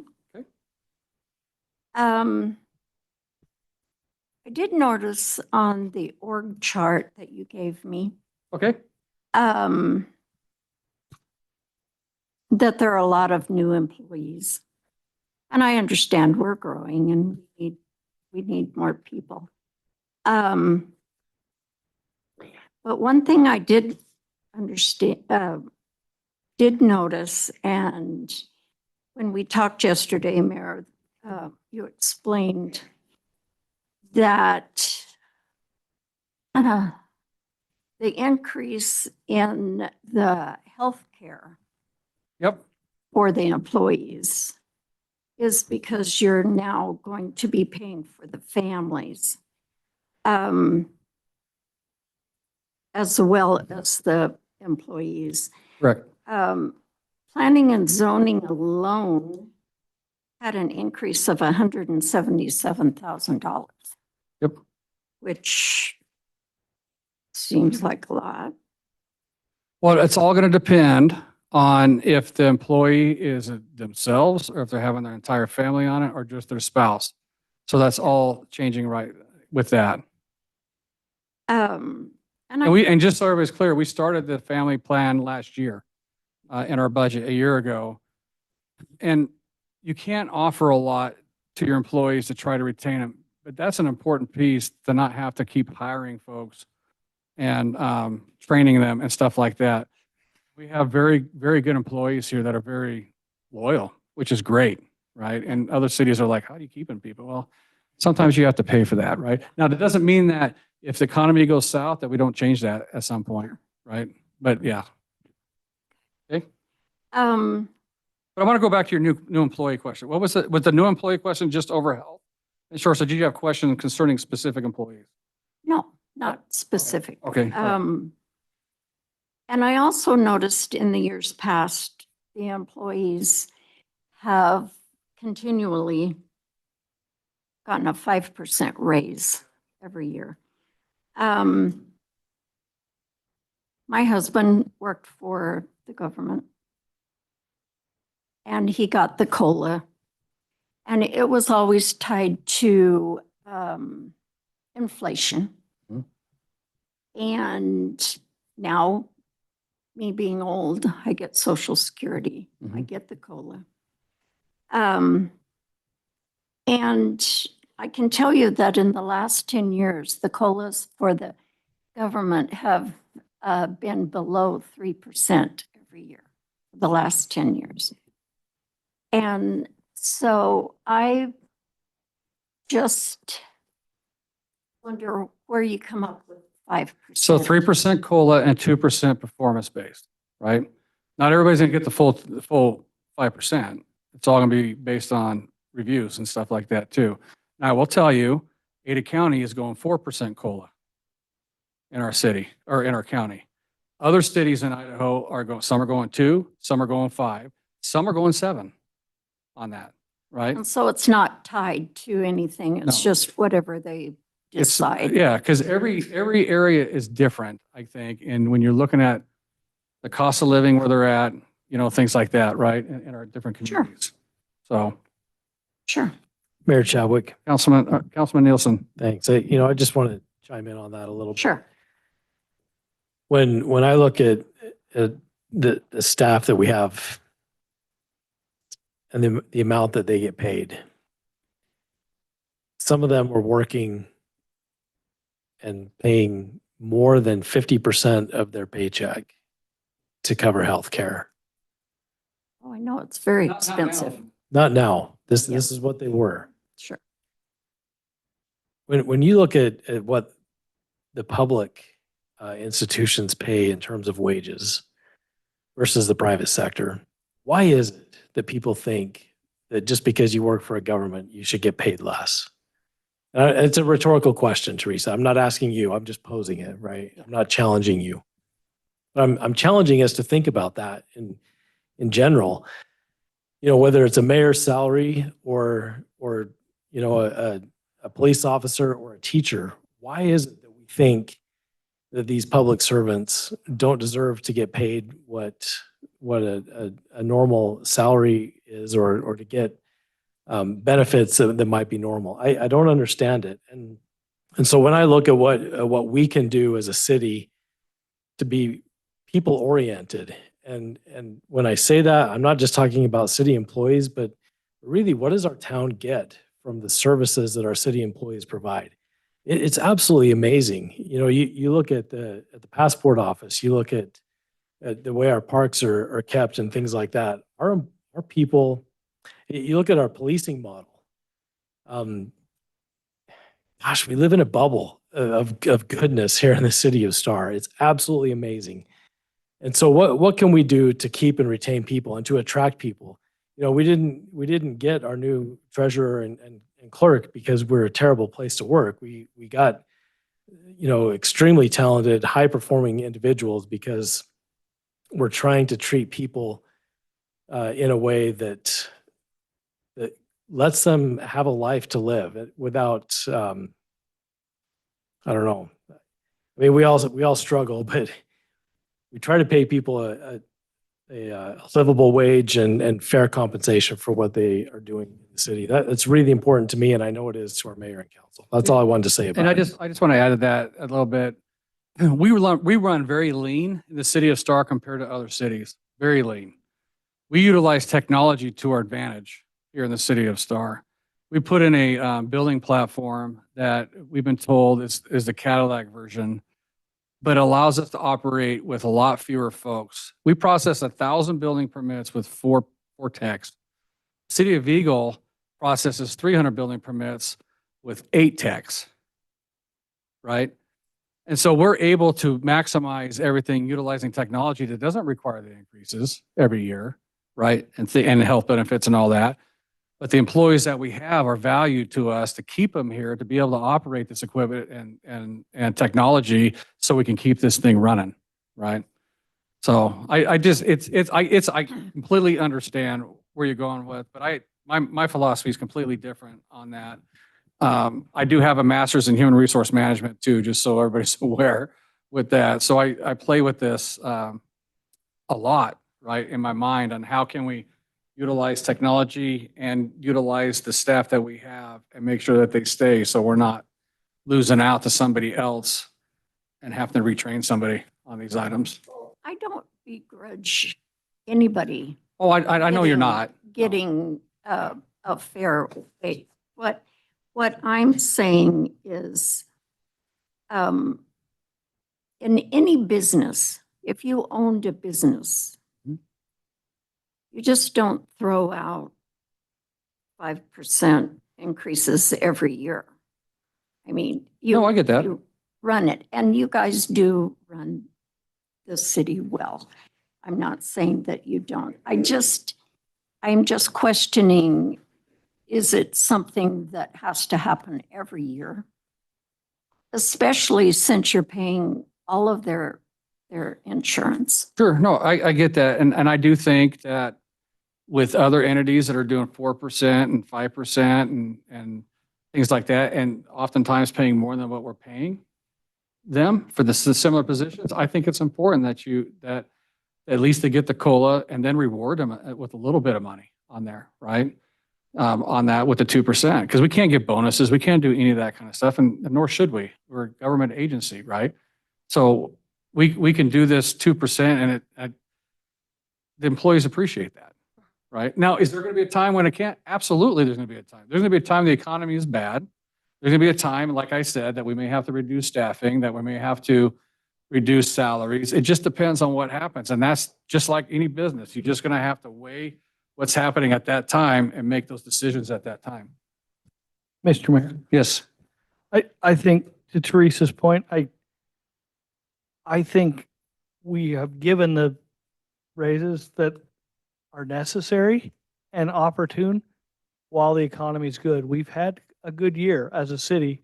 We've planned for it. It's not hurting us, but we also respectfully can hold back if it changes or when it changes, I guess. We've all been through 08. I remember when our city had planned and planned better than some of the others around us. We took care of our grounds regardless of whether they were in foreclosure or not. I feel like we're in that same position today.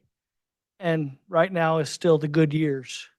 You'll see me on the mower a lot more if it I gets bad. I can promise you that we're open to the option if it needs to Yeah. be. And I guess that's what I would stress. And we are going to be doing a salary survey too, and see where that midpoint, that threshold and all that stuff is going to be at, right? There's going to be a time when you just get a COL, right? That's it. There won't be any, because you're at that point that we don't want to go any higher, right, on that, so. Mayor, I'll just say one last thing on that. We can't even do a true COL. I mean, No. if you look at CPI for the last 10 years, 5% isn't average. It's greater than that. But our budget's limited to 3%.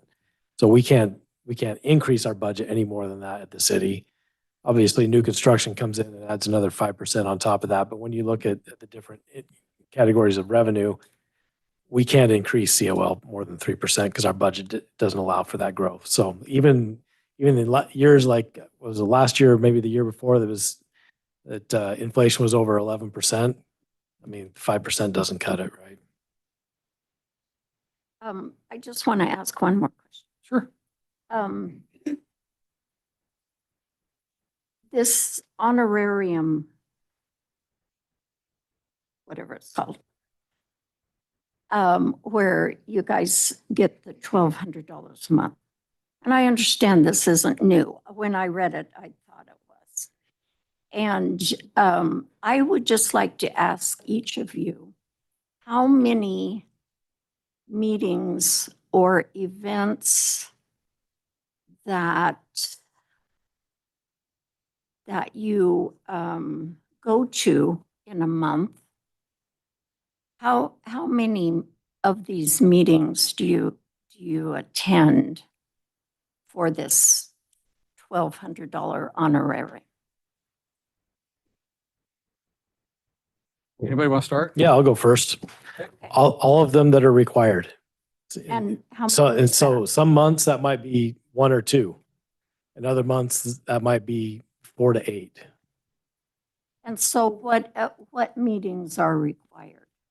Well, city Or you- council meetings are the required meetings. Well, yeah, Yeah, city these are the council. required meetings. The other meetings are not required. Like, we have guys, some will go to the fire district meetings, to represent us there, or to the Ada County landfill, or different things like that, right?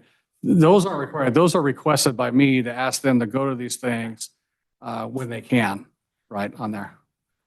There's the workshops. And their workshops. We do workshops that hit in between council meetings. And those are more to get informed so that we're prepared for a council meeting. Sure. And how many, Kevin, how many do you think, it's just an average, do you think that you go to?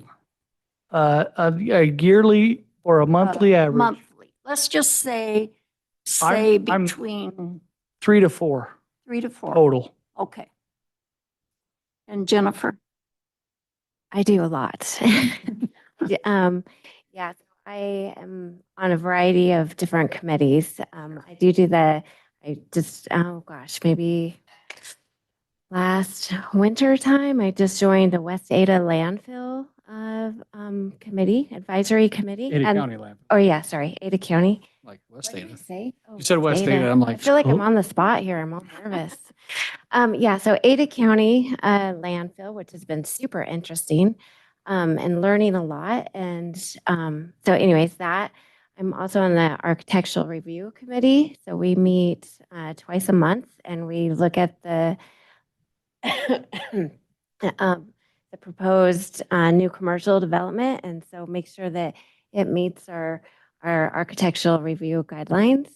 And let's see, I'm on the Transportation Committee. I'm a council liaison for that. Also, we were for the Parks, Art and Beautification Committee, the liaison for that. And so we need to get that up and going again. If anybody wants to apply for that. What else? There's I- a lot. And the thing that we need to, just want to just point this out. There's a difference in what everybody can participate. Some people have full-time jobs throughout the day. Some people are able to work from home. And that is, Participate in these things, right? And so some workloads are heavier because they'll do it, and some have to be lighter because they can't.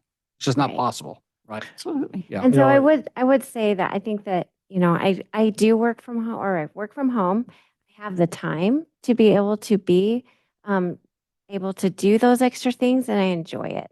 But I know a lot, others don't have that extra time. And our council meetings, they take time, in preparation.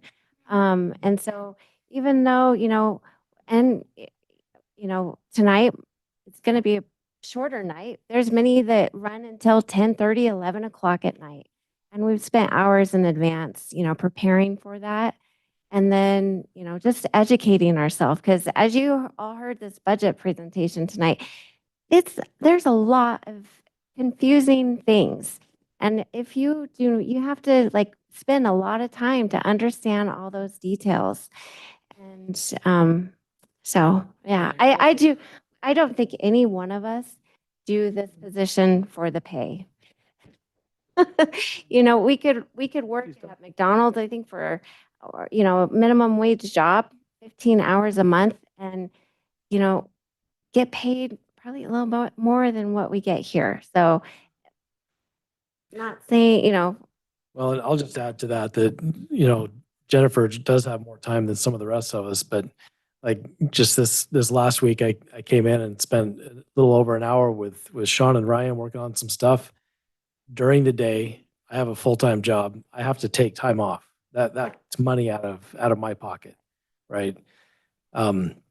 A couple of weeks ago, a citizen called me up, had questions. I spent 2 hours walking their property with them, talking about the way things work.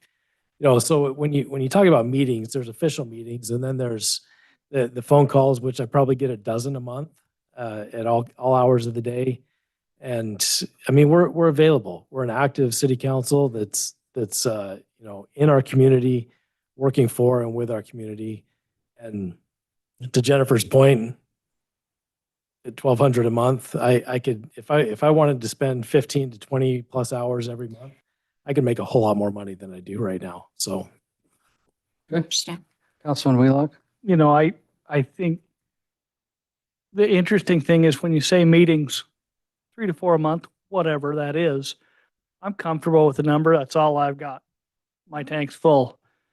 But the time preparing for those meetings is probably the difference for me that gives the value to the city. And some of it is institutional knowledge. Some of it is the ability to have time to do the homework while I'm at my other job. And he'll swing in here off his crane and come and ask me a question because he's got time to think in the crane. I do have more Project. drop-in time Yeah. than predictable. Hit this meeting Yeah. at Thursday at 2:00. Yeah. That's not a thing for me. That's right. Okay, thank you, guys. Okay, anything else? Nothing else, Ms. Teresa? Okay, that's all that's signed up, but this is everybody's opportunity. Anybody else want to come up and ask a question or anything? Yeah, come up here, Ms. Denise, and so hang on once, just say it on the microphone, just so it's recorded. Nice try. I meant to mention this earlier, but you brought up about the technology. And I think most of you know, we built a house this last year. Mhm. And so I had the opportunity to use the new system for the permits and the inspections and all of that. It took me a minute, okay, but I will say that it worked really, really well. And so I did want to give you that feedback because in the end, I was really, really pleased with the way the whole system functioned. So anyways, Awesome, just thank letting you. you know. Thank you. One more thing. Oh, Yeah, sorry. you go ahead, you can come up here. I just wanted to tell you that the 2.4 acres that were acquired on Main Street will also buffer us from the next closest neighbor so that we're not bothering them near as much as historically we have. So down by the river house, where we're doing 165 parking spaces, there's a bigger buffer than what we had with the other neighbors that were right there. So we're not creating the nuisance to those folks. So just state your name and address, please, sir. Steve Burton, 6915 Canyon Bend Court, Star. Okay. So a couple of questions about this insurance. So under your expenses, insurance, ICRMP, is that equivalent to comprehensive and liability insurance like For the city. it would be? I think that's for the city, right, Shelley? Yes. So, okay, so you're getting by with a less increase than what us homeowners are getting here in. Well, I will tell you, we got by with that this year. Last year, it doubled on us. No. So we went up 100, actually, we went up 110% last year because it used to be around 17,000. Right. I think it was 17, somewhere in there. It was like 110% we went up. This year, I was like, oh God, what are they going to do to us? Just like we were getting on our houses, right? Exactly. What are they going to do to us on that? And then it went up very little. I was surprised at that. Yeah. And then on the health insurance, is that a rebalance of numbers? Because under. Like the extra insurance line on there? Yeah, because then down under employee costs, Yes. goes from 413,000 down to 25,000. So you just reallocated. Yes, because last year, we didn't know what the employees were going to select. Okay. So we couldn't place it in their job bucket, I guess, right? Mhm. We had it in that line. Now we know what they're selecting. The price is built into those different departments, and we just have a little bit left in there in case there's a life event that changes the cost of the insurance. So you're just seeing overall then just a slight increase and that kind of thing. Yeah. Okay, and one last question. Maybe you covered it in your presentation, I missed it. So your budget adjustment, Oh, yes. 8.6 million. The what? Oh, yeah, we did that. So it kind of alluded to this. So last year, we used to budget off of 500 and 600 building permits. I used to want to do it that way because if we had extra, we didn't have to do a lot. With Shelley coming in board this last October, changed our whole philosophy on that, right? We had to make that adjustment of 8 million because of the number of building permits that we're projecting for the end of the year. Because our budget has to, we approved a budget and expenses, and you're technically not supposed to go over that without making a budget adjustment. But you're going to go over when you're selling a lot more permits, right? So that's why this year we instead of doing 600 building permits, we're doing it 1,000, Okay. right? Okay. And so that adjustment is based off all that growth and stuff like that. And like and another one is going to be coming because of the purchase that we made that wasn't budgeted for. It was an opportunity that came up, right? So you'll see that coming out in August or in September probably, where we're going to add some more to the budget for this year. Okay. So won't affect savings then, It doesn't affect any of the savings. The savings is true on where we're at today. and basically budgeted the same for savings then. Correct. Thanks. Well, yes, it depends on it. Well, we'll see what happens. It could go up a little bit, and I think it's going to go up a little bit on there. Not a lot, but a little bit. Yeah, but you're not going to budget for it. Right. Yeah. Okay. Thanks. Thank you. Yep. Let Miss Shelley. It is still conservative. It's just not as conservative. So it's a little more realistic so that the budget adjustment is really just a formal way to show that we needed to make that a little more realistic while still remaining conservative. So the savings will still be there. Hey, and I want to just point out, I forgot Michelle sitting back here. Stand up, Michelle, real quick. This is our city treasurer. She came in at the same time as Shelley, and they've been a world of wonders for us here on getting things the correct way and stuff in our systems that we have, which is awesome.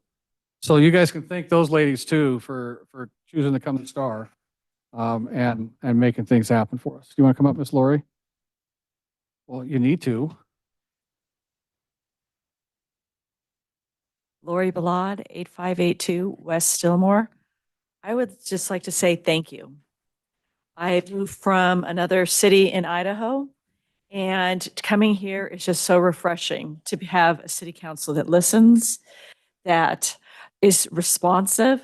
It's amazing to me, made a phone call because of the trees being blocked. And your department, within 2 days, they were blocking the view. Boom, they're done.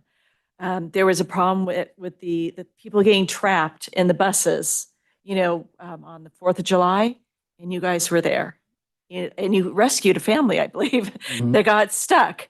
But you were there and we're there for them. And I don't think it's too much to ask for your employees to have health insurance for their families. That's kind of, as far as I've known throughout I'm in retirement now, but most major companies give healthcare to the entire family. And I'd be surprised if they didn't get healthcare for their entire family. I would assume that they would get it. And I just think that you guys are doing a fabulous job, and I wanted to make sure that you were recognized. Hey, thank you. Appreciate that very much. Okay, anybody else want to say anything? No? Easy enough. All right, we're going to close the public hearing on the budget and go to council deliberations or a motion.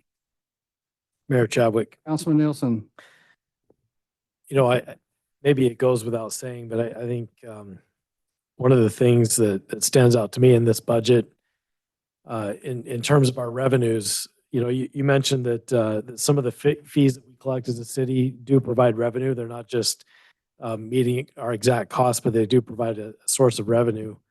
And it stands out to me that above and beyond the property taxes that we collect, that our departments and our services are actually paying for themselves for the most part.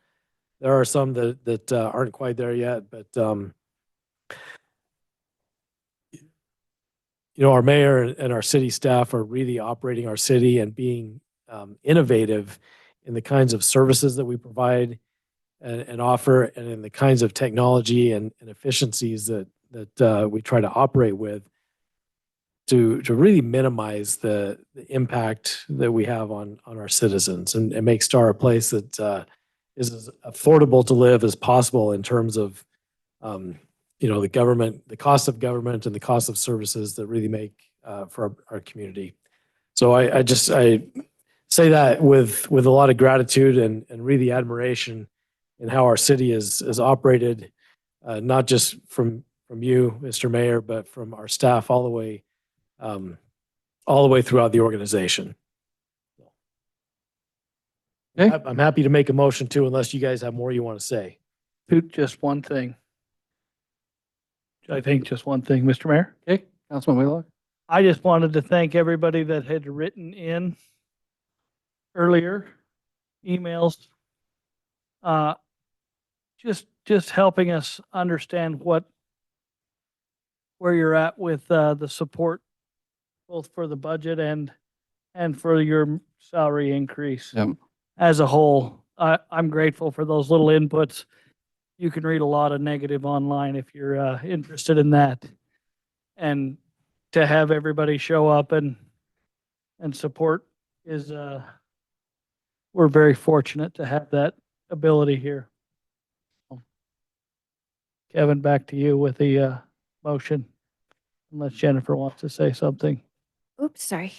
Sure. Yes, I will just add one thing. One thing that stood out to me was like regarding the property tax, and I'm very thank you everyone for coming tonight, because a lot of people don't understand how it all works. And so hopefully tonight if you maybe you knew it all already, but if you didn't, you learned a couple of things. But anyways, one thing that stood out to me was for our property values, our taxable value increase was what 19.5% from last year. But our budget, again, that property budget, it could only increase by 8%. And, so I think through what you've provided here and through all the work with the city, the staff and everybody, I think we have a good budget here, and we're finding other sources of revenue to help cover that, larger growth that we're experiencing. So that's all I will add. Okay. All right, Mayor Chadwick, Councilman Nielsen. I move that we approve the proposed budget for fiscal year 2025, 2026, including the resolution 2025-04 declaring intention to recover a portion of available foregone property tax and compensation for the mayor, having recognized that the budget has been prepared in accordance with Idaho law and all the regulations there too. Okay. We have a motion. Do we have a second? Second. We have a motion and a second. Any further discussion? Hearing none, roll call. Wheelock, Aye. Salmonson, Aye. Nielsen. Aye. That motion carries. Thank you. We will be doing an ordinance here in a minute for the budget and for the compensation too, here in just a second, as part of what we're required to do in law. And I just want to tell everybody, thank you for your support. You can't believe how incredibly stressful it is sitting in this position and just having people just rail you on stuff like this, right? And there's this, it's comforting and I get it. People don't understand. They move from areas where it's been very bad. That's why they're here, right? I just encourage people, come in, talk to us, learn about what we're doing, learn about our budget process, everything that we do here in Idaho, because everybody that sits up here are good people. The people in our community are good people. It's just, we just got to have the conversations just so we don't get ugly like we see sometimes online. So thank you guys so much on that. Okay, Chris, can I suspend the rules on the 3 ordinances at one time? I think you have 4 ordinances, but. Well, we're gonna remove. Oh. Yeah. Yeah, you could do one motion, just suspend the rules. I would just call out each ordinance as part of the motion, so it's clear that was down for each one of them. Okay. And just so everybody's aware, item 7B, the ordinance for the river crossing rezone, we're actually pulling that off and bringing it back at a later date. There was some signatures that we did not receive yet that requires us to pull that off. Okay? All right. So Mayor Chadwick, you want to suspend rules for 7A, F, and G, is that correct? Correct. All right. Are you ready for that? Yep. Yes, sir.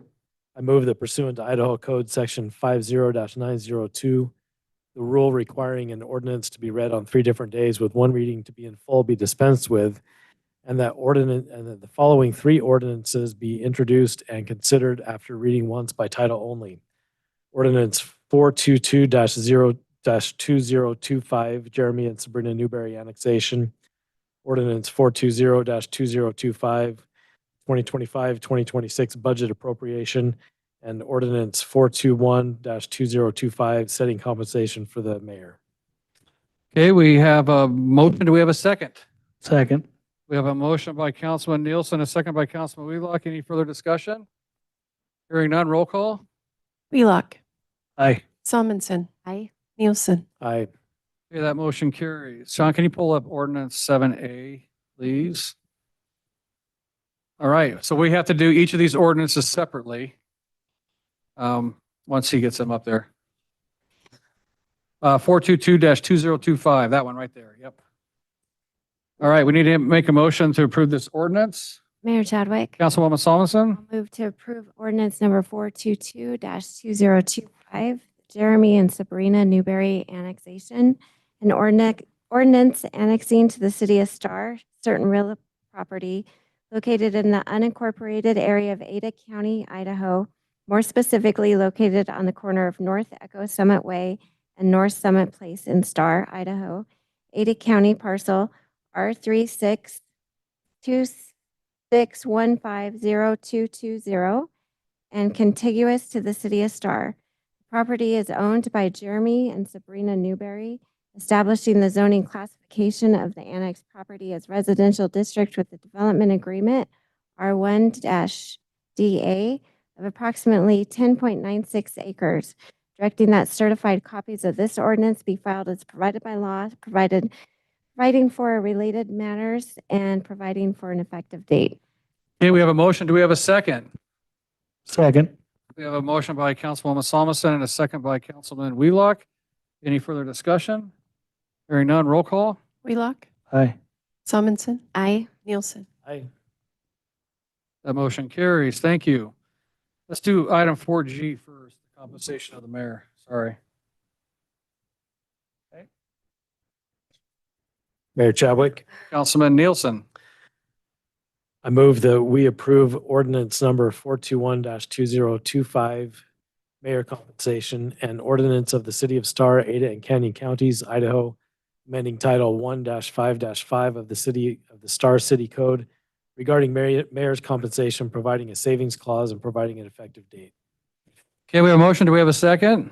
Second. Okay, we got a motion by Councilman Nielsen and a second by Councilman Wheelock. Any further discussion? Hearing none, roll call. Nielsen. Aye. Salmonson. Aye. Wheelock. Aye. Okay, that motion carries. Thank you. On to item 7F, the ordinance for the budget appropriation. Mr. Mayor, Councilman Wheelock. I move that we approve an ordinance number 420-2025, an ordinance 2025-2026 appropriations, an ordinance to be termed the annual appropriation ordinance of the city of Star, Idaho for the fiscal year commencing October 1st, 2025 and ending on September 30, 2026, appropriating sums of money in the aggregate amount of $26,559,539 to defray all necessary expenses and liabilities of the city of Star for said fiscal year, specifying the object and purposes for which such appropriations are made, and the amount appropriated for each object and purpose, authorizing the certification to the county commissioners of Ada and Canyon Counties, Idaho, the amount of $2,202,717 property taxes to be levied and assessed upon the taxable property in the city, providing for the filing of a copy of this ordinance with the office of the Secretary of State of Idaho as provided by law, providing for publication and providing an effective date. Okay, we have a motion. Do we have a second? Mayor Chadwick, Councilwoman? I think he's at 714 or 717 and it's supposed to be 714. 714. Yeah, so just want to make sure that, Is this, yeah, okay. Okay. it is 1-4? Not 4-4? Well, it's 1-4 on there, but it was, I have the 4-4 in our budget. I think Says what Councilman Wheelock read, he just read 717, so 714. So it's just a clerical change. Gotcha, 7-1-4, gotcha. 714. The correct. Okay, Read, correct. read correctly. Yep. Okay, that's corrected then, for the So with- record. Okay, we have a motion. Do we have a second? I'll second. We have a motion by Councilman Wheelock and a second by Councilwoman Solomon. Any further discussion? Hearing none, roll call. Wheelock, Aye. Salmonson, Aye. Nielsen.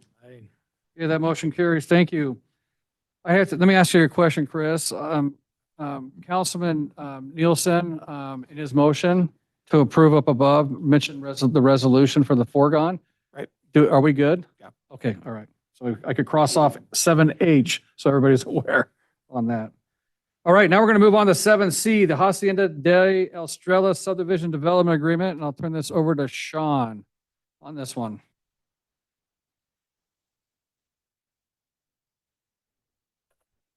Mr. Mayor and Council, thanks. You have before you the amended and restated development agreement for Hacienda de Estrella subdivision, formerly the Grace Assisted Living Facility. This is the development agreement for the application that you approved last month. Okay. Any questions on our development agreement? Okay. Hearing none, I entertain a motion for this development agreement. Mayor Chadwick, Councilwoman? I'll move to approve the Hacienda de Estrella subdivision development agreement. Okay, we have a motion. Do we have a second? I'll second. We have a motion by Councilwoman Solomon, a second by Councilman Nielsen. Any further discussion? Hearing none, roll call. Wheelock, Aye. Salmonson, Aye. Nielsen. Aye. Okay, that motion carries. Moving on to 7D, the Legato Subdivision Development Agreement. Mr. Mayor and Council, you have before you the amended and restated development agreement for Legato subdivision, formerly Star River Ranch North. This was approved a while back. I'm trying to see if it has the date on it. Anyways, this was approved and we are bringing this back to you for signature. Has been signed by the developer. Okay. Any questions of staff? Nope. Okay. Entertain a motion. I guess I could ask Councilman Nielsen, you get a question? No, sir. No. Councilman I Wheelock. thought you just wanted Jennifer's questions. Usually I get a list from her, so I just asked her first. This was originally 2007. Originally, way back in the day, yeah. Okay. I'd entertain a motion. Councilwoman?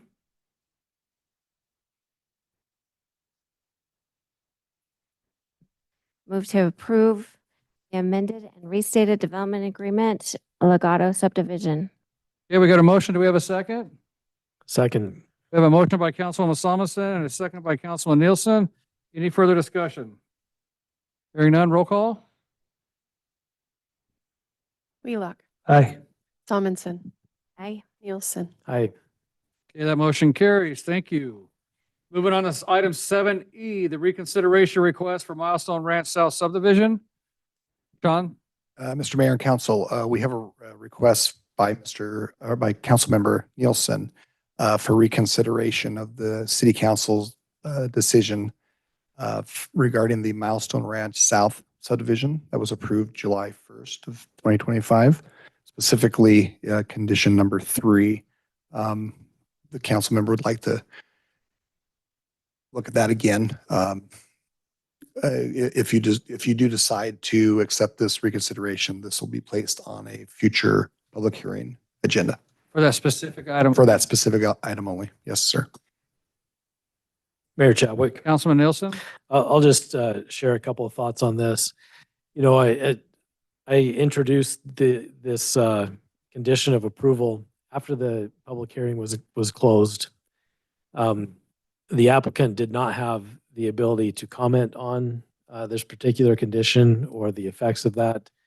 And as I looked at and discussed with city staff the implications of trying to manage this condition from a compliance and enforcement standpoint, and really just looked at the situation overall, I do feel like this is something that we can reconsider as a city. I would hope that we could, you know, I'd propose that we remove this condition of approval. Yeah, just for those reasons. And it would be only for this one single item only, correct? Yes, sir. Just to clarify. Okay.